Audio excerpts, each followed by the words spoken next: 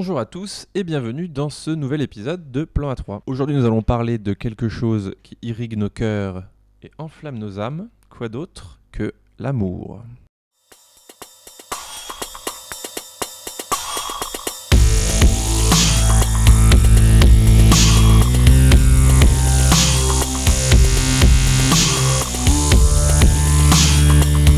Pour parler des amours impossibles aujourd'hui, nous allons voir 3 films. Tout d'abord, nous allons commencer par parler de Paris, Texas de Wim Wenders, puis de Madame 2 de Max Ophuls, et enfin nous terminerons par Heure de Spike Jonze. Alors, le thème des amours impossibles, des passions déçues, est peut-être le sujet le plus traité dans la littérature, dans l'art en général, et donc dans le cinéma également. C'est pas une surprise. Paradoxalement, le malheur qui peut découler de ces amours impossibles a fourni des films vraiment magistrales, vraiment très très beaux, et ont aussi permis d'aboutir à des dispositifs cinématographiques vraiment incroyables. C'est pour ça que je souhaitais aborder ce thème dans Plan A3. Alors, j'ai sélectionné Paris, Texas pour une bonne raison, c'est que c'est un de mes films préférés. Mais aussi parce que ça servait très bien ce thème, pour la simple et bonne raison qu'il y a une scène vraiment incroyable, qui pour moi résume extrêmement bien le thème qu'on aborde aujourd'hui. Until every sign of man had disappeared.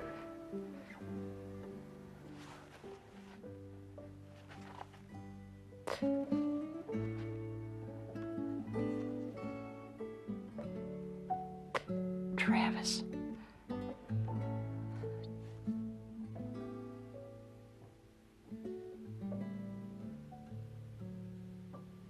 Paris, Texas est un film de Wim Wenders sorti en 1984 et Palme d'Or la même année au Festival de Cannes.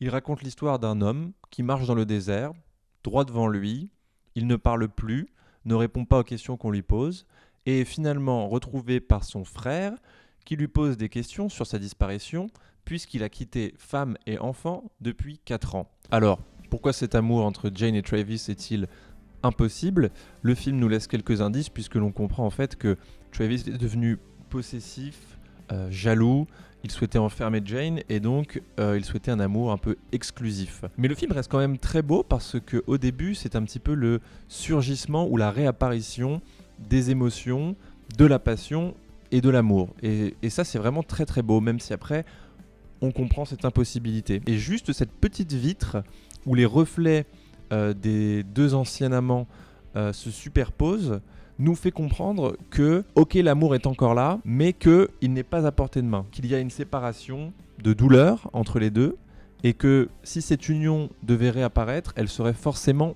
destructrice. Les retrouvailles entre Travis et Jane ne font pas partie du roman initial, et Wim Wenders innove. Il met en scène avec virtuosité cette conversation cloisonnée, à l'ambiance feutrée, prenant place dans un décor artificiel.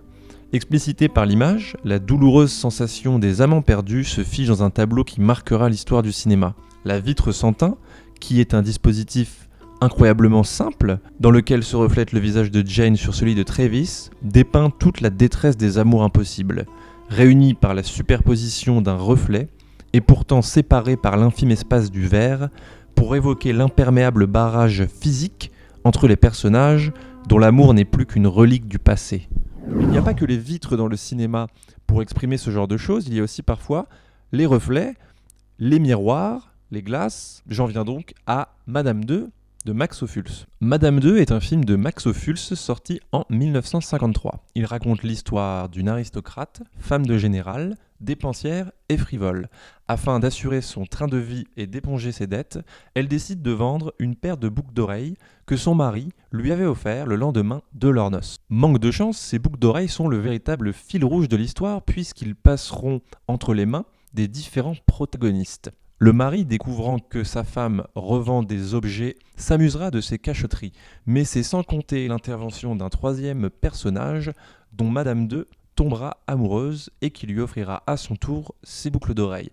Je vous laisse voir le film afin de découvrir comment cela se passe, mais bien entendu, comme vous vous en doutez, cela ne sera pas sans conséquence. À mesure que les boucles d'oreilles circulent de main en main, elles s'imprègnent de passion et de tromperie. Le film fonctionne dans un schéma narratif circulaire qui est la marque de fabrique du cinéaste, d'où l'importance des escaliers. Dans cette trajectoire dessinée par le cinéaste, on assiste à une descente en spirale du personnage principal. Au début futile, vide, pâle reflet d'elle-même, c'est d'ailleurs ainsi que Ophuls demandait à Daniel Darieux de jouer, elle devient, à travers cette passion naissante, le protagoniste d'un drame existentiel. Car tout est toujours mouvement chez Ophuls. L'amour naissant est une danse elliptique qui marquera elle aussi l'histoire du cinéma par sa fluidité et sa beauté, et dont la passion se lie dans un temps mort jusqu'au vertige de l'amour impossible et la pétrification de tout désir, la fin de la vie. Tout d'abord, dans le film, il existe une barrière sociale qui empêche bien entendu, dans une société où le mariage est sacré, toute possibilité de divorce. Mais cet amour est possible parce que justement, il est impossible.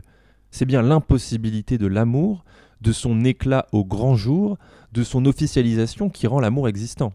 Dans les autres films d'Ophuls, tout ce qui fait la vie et le désir de vivre est tôt ou tard rattrapé par la réalité, l'usure, le temps qui passe, l'indifférence, la lassitude ou la vieillesse. Et surtout, si les passions ont un début fulgurant, saisissant, elles ont aussi une fin tragique, douloureuse et incurable. Et finalement, puisque la passion n'apporte que souffrance, malheur, tristesse, dépression, pourquoi on n'imaginerait pas un système d'amour sur mesure en fait? Mais c'est justement le thème qu'aborde Spike Jonze dans son film Her. So are you seeing anybody? Yeah. I've been seeing somebody for the last few months. Longest I've wanted to be with anybody since we split up. Oh, you seem really good. Thanks.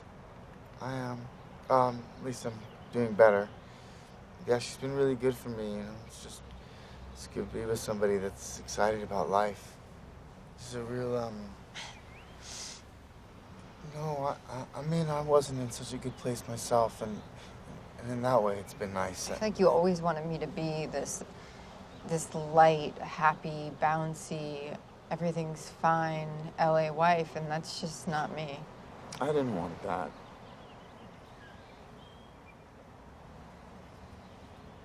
So what's she like?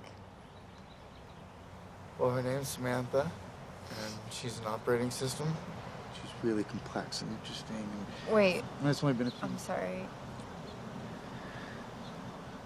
You're dating your computer? No, she's not just a computer. She's her own person. She doesn't just do whatever I say. I didn't say that. But it does make me very sad that you can't handle real emotions, Theodore. They are real emotions. How would you know what... Dans ce film donc, notre personnage principal, Théodore, tombe amoureux de son système d'exploitation. Ici, le premier problème évoqué dans la relation entre Théodore et son ex-femme, c'est que l'ancien couple ne parvient pas vraiment à distinguer le motif et les raisons de leur rupture. C'est un mal tout à fait contemporain que de considérer son partenaire, l'autre, comme un objet devant se calibrer à soi et à ses désirs. Le libéralisme triomphant a placé la conscience du soi au centre de toutes les attentions. Il est désormais socialement admis que l'autre soit un moyen et non une fin. Il faut pouvoir jouir sans entrave et l'autre est une entrave. De ce fait, Théodore et son ex-compagne se sont toujours aimés. Ils ont grandi ensemble, mais se sont séparés pour des motifs troubles. Leur vision n'étant plus en adéquation, leurs différences qui faisaient leur force deviennent des obstacles à leur parcours respectif. On imagine donc parfaitement bien, après les sites de rencontres, dont l'algorithme permet la rencontre, qu'une intelligence artificielle sur mesure comble notre solitude tout en répondant à nos besoins individuels. Cerise sur le gâteau, la machine ayant été créée par l'homme et à l'image de l'homme, finit par se lasser des humains. C'est ici la machine qui s'est servie de l'humain pour répondre à ses besoins et qui s'en émancipe par la suite pour poursuivre sa quête de plénitude. Coucher avec son ordinateur est apparemment une mauvaise idée selon Spike Jonze. Mais alors, l'amour est-il définitivement impossible? Y a-t-il forcément une date de péremption? Est-ce que être amoureux, ça veut dire bonheur et puis finalement déception? Peut-être que c'est cette charge émotionnelle qui fait la beauté de l'amour, tout ce mélange qui fait que l'amour est une source d'inspiration si forte pour les artistes. Je voulais terminer avec une phrase d'Alain Badiou qui conclura bien mieux que moi cet épisode de Plan A3.